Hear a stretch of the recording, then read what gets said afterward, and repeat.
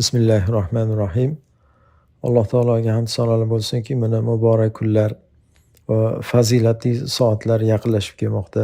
Bu kunlarda amallarning savoblari bir necha barobar ortiq bo'ladi. Shu kunlarda amal qilib qolgan odamlarning darajalari ham ko'tariladi. Bu kunlar Zulhijja oyining dastlabki 10 kunligi bo'lib, Alloh taolo bu kunlarni ulug'lab, ularning ahamiyatini ko'rsatish uchun Qur'oni Karimda val fajr va layalin ashr deb tongga qasam va Zulhijja oyidagi avvalgi 10 kechaga qasam deb qasam ichgan Alloh taolo. Alloh mahluqotlarning ichida xohlagan narsasi bilan qasam ichadi. Bandalar faqat Alloh bilan qasam ichishlari kerak bo'ladi. Abdulloh ibn Abbos roziyallohu anhu rivoyat qilgan hadisda Rasululloh sollallohu alayhi vasallam biron bir kunda qilingan solih amal ushbu 10 kunda qilingan solih amalchalik Allohga suyukli emas dedilar. Ya'ni shu kunlarda qilingan amallar Allohga eng suyuklidir. Shunda sahobalar ya Rasululloh, Alloh yo'lidagi jihad hamma deb so'rashdi. Sahobalar. Shunda payg'ambar alayhisalom, ha, Alloh yo'lidagi jihad ham dedilar. Ya'ni Alloh yo'lidagi jihoddan ham mana shu Zulhijjani avvalgi 10 kunida qilingan amallar Alloh uchun suyukli bo'ladi dedilar. Faqat kim moli-yu joni bilan chiqib hech narsasiz qaytgan bo'lsa, ya'ni moli ham joni ham o'sha yerda qolib, ya'ni o'zi shahid bo'lgan kishigina bundan mustasno dedilar. Buni Imom Buxoriy rivoyat qilgan sahih hadis mana. Ya'ni demak, mana shu Zulhijjaning avvalgi 10 kunida qilingan amallar nihoyat darajada Allohga suyukli. Ushbu fazilatli kunlar bizlarni yanada amalda jiddiy jahd qilishga, yengimizni shimarib, belni bog'lab, astoydil himmat ko'rsatishga chorlaydi. Shunday ekan, mana shu kunlardan foydalanib qolishga, mana shu kunlarni solih amallar bilan obod qilishga urinib qolishimiz kerak bo'ladi. Mana shunaqa fazilatli kunlar kirib kelsa-yu, odamlar bundan bexabar, na yaxshiliklarga shoshilmagan, na yomonliklardan tiyilmay, shu dunyo bilan ovora bo'lib, bu kunlarni g'aflatda o'tkazsalar, bu juda achinarli bo'ladi. Chunki men afsus odamlar buni shu Zulhijjaning avvalgi 10 kunida fazilatini odamlar tushunib yetmaydi. Ramazonni tushunib yetadi, ko'pchilik Ramazonda roza tutadi, g'animat biladi, ko'p Qur'on o'qiydi, roza tutadi. Ramazon kunlarida uni fazilatini tushunib yetadi ko'pchilik odam. Lekin ulamolar shuni aytib o'tishganki, Zulhijjaning avvalgi 10 kuni kunduzlari Ramazonni kunduzlaridan afzal deyishgan. Hattoki mana Ramazonni tunlari afzal. Ramazondagi kechalar afzal. Sababi u kechalarda qadr kechalari bor. Ammo Zulhijjaning kunduzlari, Zulhijjaning 10 kuni afzalki, bunda Arafa kuni bor, bunda Qurbon hayiti kuni bor. Shuning uchun Zulhijjaning avvalgi 10 kuni afzal, Ramazonni oxirgi 10 tunlari, kechalari afzal deb ulamolar shunda aytishgan. Bu degani bu Zulhijjaning fazilatidan beparvo bo'lib qolmaslik kerak. Odamlarga shuni yetkazish kerak. Bu kunlarda qilingan amallar Alloh uchun eng suyukli amallar. Bu bebaho kunlarni imkon qadar barcha turdagi ibodatlar bilan o'tkazishga harakat qilish kerak. Ko'p namoz o'qish kerak, roza tutish kerak, sadaqalar berish kerak, Qur'on tilovatlari bilan o'tkazish kerak. Iloji boricha mana shu 10 kunda har kuni 3 barodan o'qib Qur'onni xatm qilishga harakat qilish kerak inson. Allohni qalbi va tili bilan to'xtovsiz zikr qilish kerak.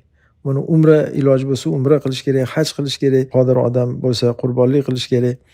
Qurbonlik qiladigan odam qurbonlik qilish niyati bo'lsa, Zulhijja oyi boshlanmasdan oldin shu tirnoqlarni, mo'ylovlarni olsa, keyin qurbonlik qiladigan odam Zulhijja oyi kirib to qurbonlik qilgunicha tirnoq olishi, mana shu tuklarni yulishi, olishi mumkin bo'lmaydi. Sunnat olmaslik, shunga e'tibor berib qo'yish kerak, eslatib qo'yinglar. Qurbonlik qiladigan odam hozirdan tayyorgarchiligini qilib olsa, keyin shu 9 kun, 10 kun mobaynida tirnoqlariga, tuklariga tegmasligi kerak bo'ladi. Ota-onaga xizmat qilish, ota-onaga yaxshilik qilish, ko'proq shular qarindoshlarga yaxshilik qilish, farz bo'ladimi, sunnat bo'ladimi, ya'ni farz va sunnat ilmlarini o'rganish, ta'lim berish, boshqalarga ham o'rgatish, farzandlar tarbiyasi, atrofdagi bilan go'zal muomala qilish, yaxshi go'zal axloq bilan muomala qilish, da'vat qilish boshqalarni ham turli-tuman yaxshiliklarga, ezguliklar bilan mana shu kunlarni xullas g'animat bilishimiz kerak bo'ladi. Xosatan mana shu kunlarda qilinadigan ishlardan takbir etish. Takbir etish ham bu mana shu 10 kunlikdagi sunnat amallar. Allohu akbar deb takbir etib yurishlik. Allohu akbar, Allohu akbar. La ilaha illalloh vallohu akbar. Allohu akbar va lillahil hamd. Mana shu narsa ko'tarilgan narsa. Musulmonlarning ichida bu takbir etib yurishlik ko'tarilgan qanaqadir odamlar takbir etib yurishga uyaladi. Vaholanki buni inson bu takbirni masjidlarda, yo'llarda, bozorlarda qattiq imkon bo'lsa Allohni zikr qilish mumkin bo'lgan hamma joylarda etib yurishlik mustahab amal hisoblanadi bu. Sahobalar atayin shu takbirlarni etib bozorlarga chiqib odamlarga eslatib yurishardi. Ko'p zikr qilish kerak. Allohu akbar, alhamdulillah, la ilaha illalloh shularni ko'p etib yurish kerak bo'ladi. Abdulloh ibn Umar roziyallohu anhudan rivoyat qilingan hadisda hech bir kunlarda qilingan amal ushbu kunlardagi amaldan ulug'roq va suyukliroq bo'lmaydimi? Shunday ekan, u kunlarda tahlil, takbir va hamd aytishni ko'paytiringlar deb Abdulloh ibn Umar roziyallohu anhu aytganlar. Inson molini ko'paytirsa-yu, amalini ko'paytirmasa, g'aflatini ziyoda qilsa-yu, darajasini ziyoda qilmasa, foniyga oshiqsa-yu, boqiyga oshiqmasa, o'tib borayotgan har bir soat umringizdan bir bo'lagini uzib ketishini e'tiborga olish kerak inson. Har bir soat umrimizdan bir bo'lagini uzib ketadi. Ushbu vaqtlarni zoya qilish, odam o'zini zoya qilish va hasratini orttirish deganidir. Ibn Javziy rahimahulloh aytadilar, odamlarga boqib vaqtlarni qanday ketkazayotganlaridan ajablanaman. Tun uzun bo'lsa, befoyda gap so'zlar bilan yo ishq muhabbat mavzusidagi kitoblar o'qish bilan, kunduz uzun bo'lsa, uyqu bilan kunduzini o'tkazadilar. Kun bo'yi daryo, dengiz bo'ylarida yo bozorlarda sang'iydilar.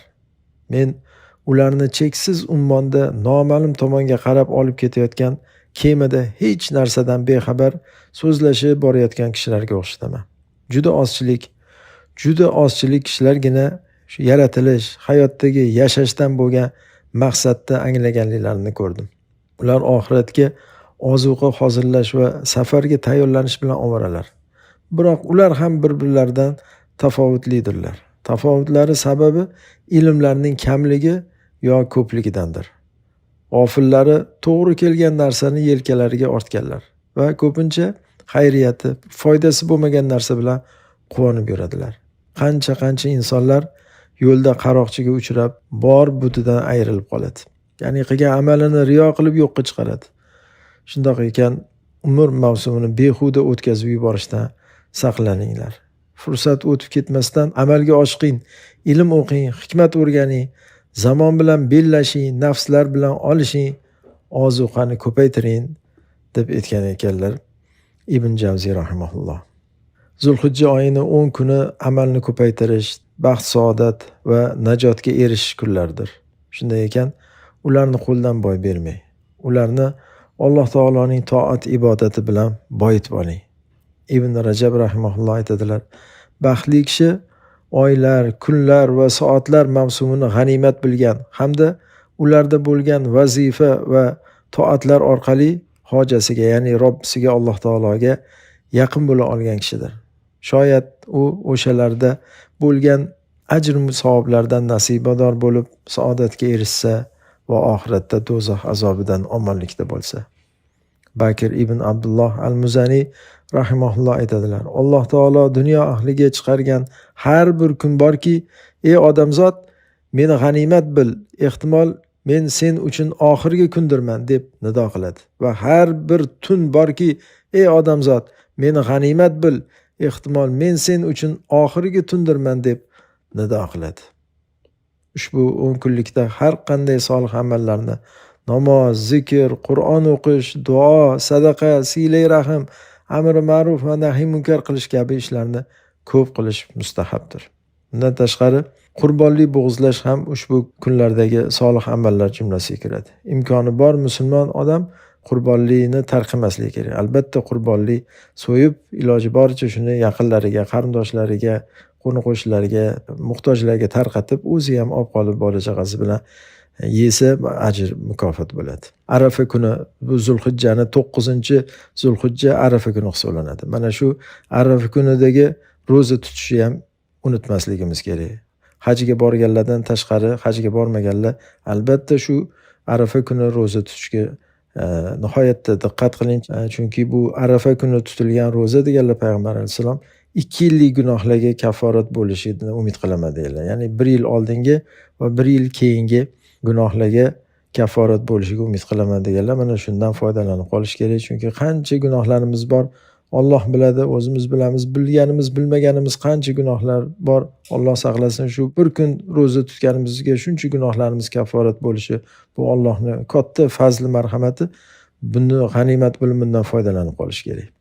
Yana eng muhimi shu kunlarda Allohga xolis tavba qilish, gunohlardan astoydil tiyilish ham ushbu 10 kunlik va umuman boshqa paytlarda ham shoshilish lozim bo'lgan yaxshi amallar qatoriga kiradi. Chunki Alloh taolo aytadiki: "Ya ayyuhallazina amanu tubu ilallohi tawbatan nasuha."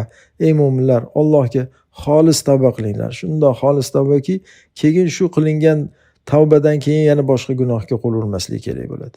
Kim tavba qilmasa, ana o'shalar zolim kimsalarning o'zidirlar deydi Alloh taolo Hujurat surasida. Bu kunlarda qilingan tavba muvaffaqiyatga yo'ldir bu. Chunki bu kunlar yaxshiliklar mavsumidir.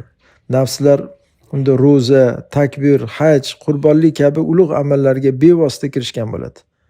Haromlardan tiyilish, birovlarga qilingan nohaq zulmlardan qutulib olish, haqlarni o'z egalariga qaytarish, fahsh munkardan va sharmandalik holatlardan uzoq bo'lish bilan chin tavba qilib qolishga shoshilib qolish kerak bo'ladi. Alloh taolo aytadiki: "Kim tavba qilib, iymon keltirib, yaxshi amal qilib o'tgan bo'lsa, har ikki dunyoda najot topuvchilardan bo'ladi" deydi Alloh taolo Qasos surasining 67-oyatida. Oldimizda yana juda og'ir kun turibdi. O'sha kunga yaxshilab hozirlanib olishimiz kerak bo'ladi. Bu qiyomat kuni bu. U kunda faqat 2 guruh bo'ladi.